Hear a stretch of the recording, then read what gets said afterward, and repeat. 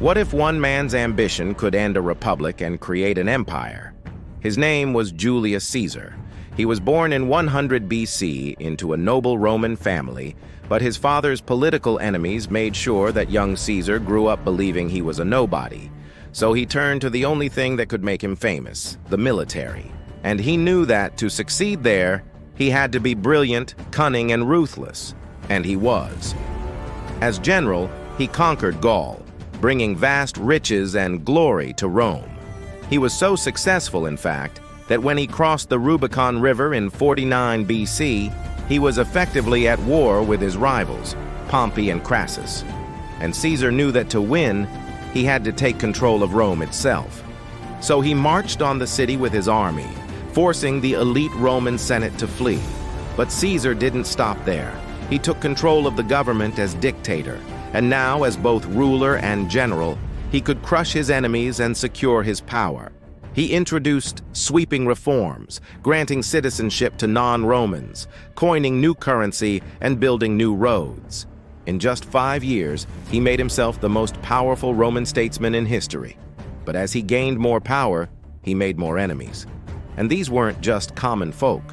They were senators, the very people who had given Caesar his authority.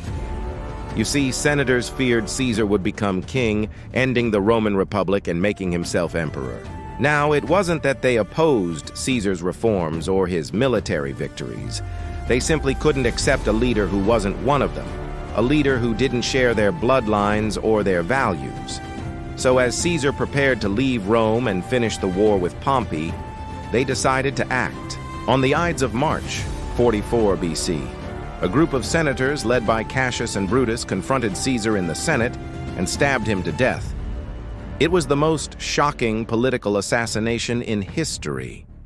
But it didn't bring back the Roman Republic.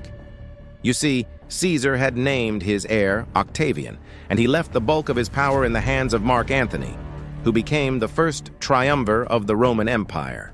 Augustus' victory over Antony at the Battle of Actium in 32 BC made him the sole ruler of Rome.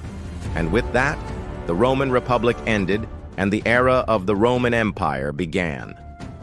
Julius Caesar, brilliant general, ambitious leader, and the man whose fall marked the end of the Roman Republic. If you love stories like this, don't forget to like, share, and subscribe for more.